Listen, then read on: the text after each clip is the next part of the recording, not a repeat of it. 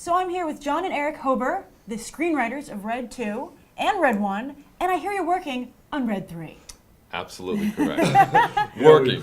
Working. Well, we've just finished a treatment. We're really excited about it, and we're talking about shooting next year. Wow. How is it to work on a franchise that, the studio is so behind?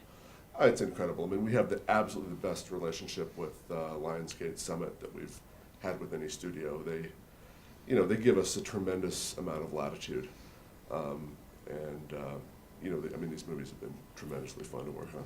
And with the producer, Lorenzo de Bonaventura, who is the man. He gets it done, across the boards, pulls together these incredible casts, and lets us play. It's a good thing. Lets us get our movies made at the very highest level. I mean, the idea of working, on a movie, just with a cast like this, going to work every day.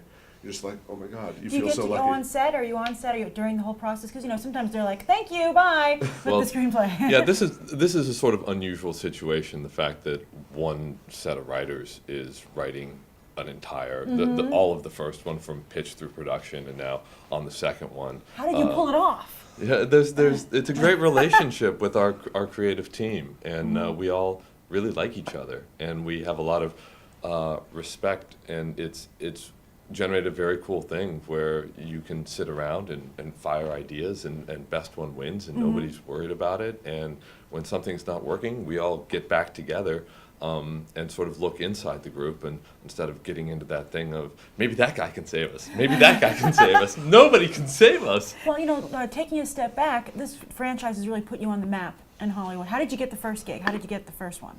It took years. I mean, we worked on our original pitch and our outline for Red. We pitched it to every studio in town. Every studio in town said no. How did you get the comic book rights?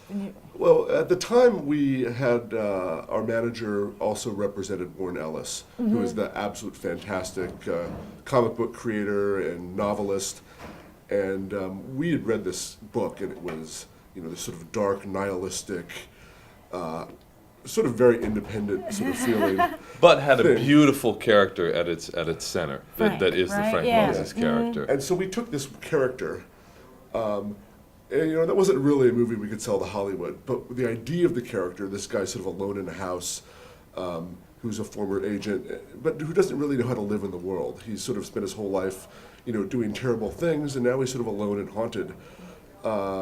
We love that idea, and so we took that idea for the first movie, and then to that added all of these other characters. We sort of started to say, well, what's the rest of the movie? And so what if there are all these other people out there who are struggling with their past? So you have the pitch, and it took you a long time to get it. We took it around. Nobody bought it. And it was just a pitch at that point. You didn't write the full screenplay. Absolutely. Okay, all right.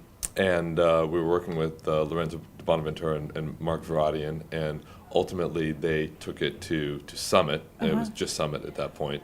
And they said, yeah, right, oh, good. just right away. And it was amazing because they had a different business model than the regular studios. They were at that time, and still to some degree, really financing their movies with foreign sales, and they saw a potential, a financial potential in this that the other studios didn't, which was, we could cast, there's all these great actors lying around, and we can put them in an action movie rather than have to, come up with, another period drama. And maybe they'd all have fun doing it.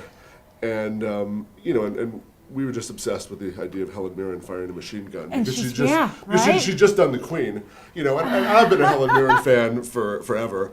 Was she one of the first people you got on board?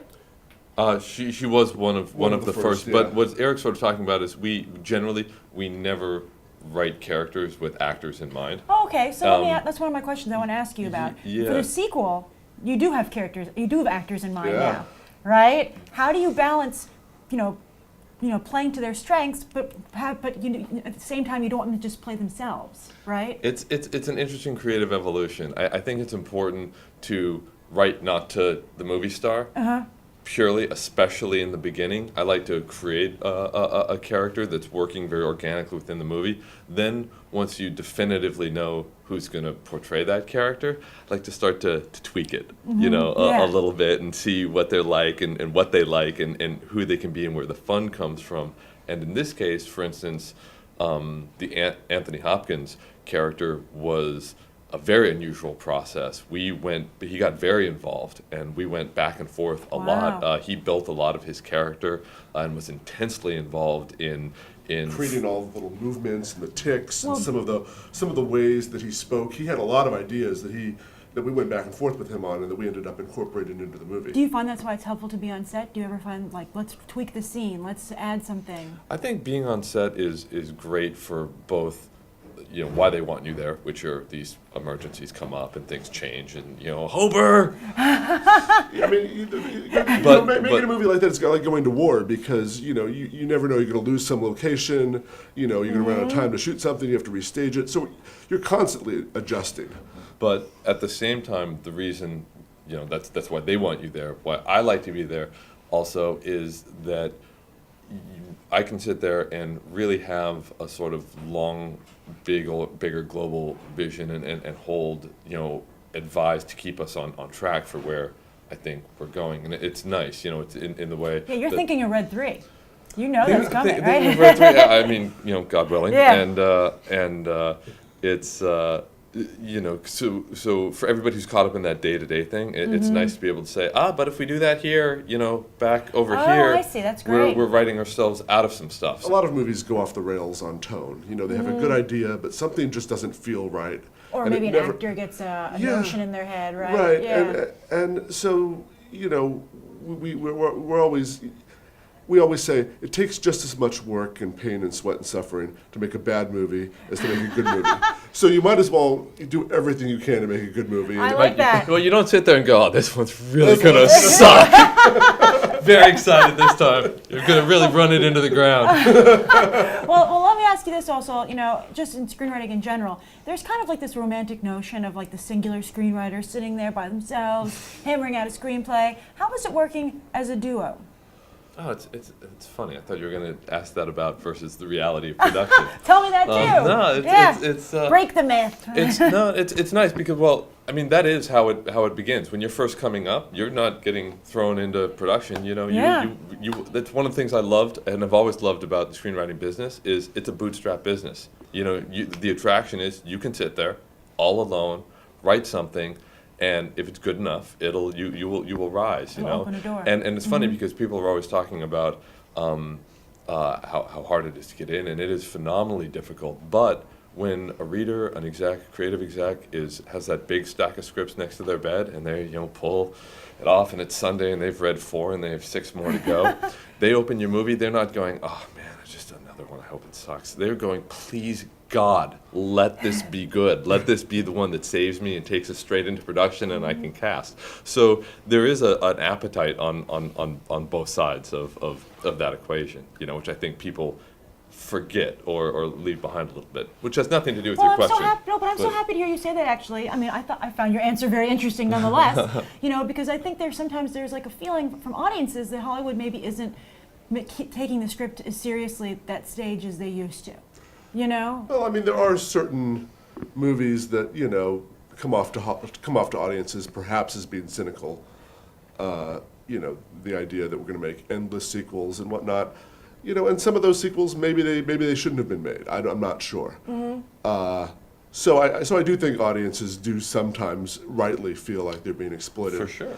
And, you know, but that doesn't stop me that doesn't let me off the hook. Our job is still, you know, to write a great script every time, or the best we possibly can. And I think part of what's nice about this is the fact that we are the only writers on this this franchise, and it's different. There's most movies we've worked on. Some we've begun and some we've finished, but the norm is that there are multiple writers. Well, that's the that's like the horror story you hear from Hollywood. Like, yeah, and I wrote this and then I went to see it later and it wasn't anything like what I handed in. That's right, and often then your name is on it, or often your name is not on it for massive work, and it's a sort of a very challenging aspect of the business. You know, when you're getting eaten alive on the internet for things you didn't do.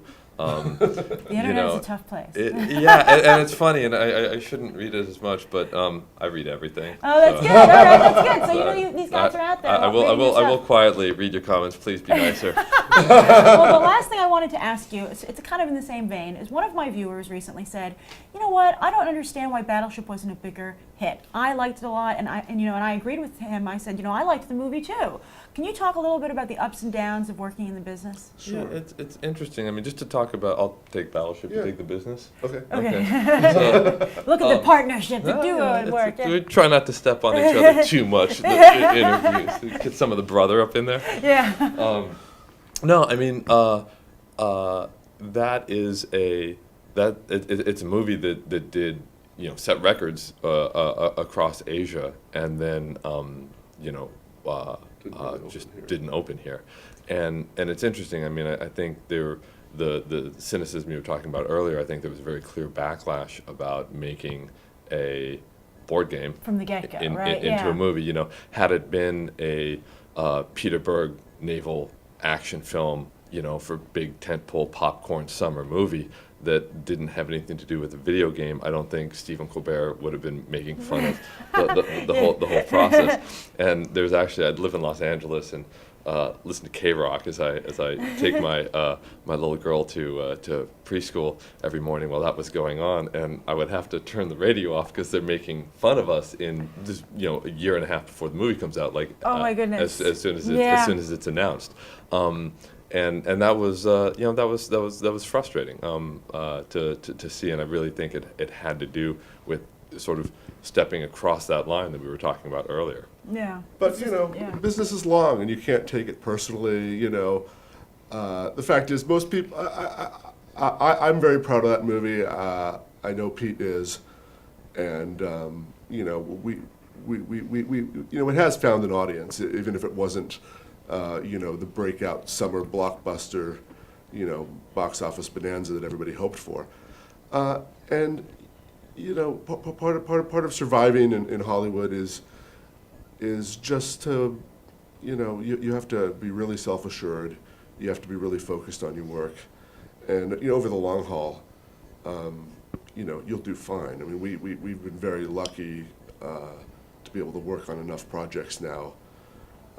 That people know who we are, and that we have a voice that is out there, and you don't get to that too easily. And we've been very, very lucky to, especially with this franchise. It's the bootstraps you guys pulled yourself up. Yeah, but right? I do think it's important to have your eyes open in the world and not just be blindly confident about like, oh, that was them. That's why we went down in flames. It was this, that, and the other. There are times. When you're making a movie and there are wrong choices made, and you look back at it, and I really think people tend to whitewash. If a movie was successful, all the choices were right. If a movie went down, all the choices were wrong. And for us, and especially the process of making these films, it's a stunningly gray spectrum, because you don't know how these all come out until the box office hits, and then when the box office rises or falls, you get this label put on you, but that's not what it's like to work in the industry. Well, that's at so all. true, because so often you don't know if something's the wrong choice till you see how it plays with the audience. You wouldn't know, or if it was the right choice, you don't know what's going to click. Or Avengers comes out the weekend before you open, or and you just there were good movies that get just crushed by schedule. Well, and this is all in addition. There are a lot of really wonderful movies that don't open at all, and there's a lot of bad movies that crush. Clean up. So you never know. You can't take it personally. Well, it's interesting because I know Red 2 opens, and there are 4 movies opening that weekend. Yeah. Right? But everyone go see Red 2.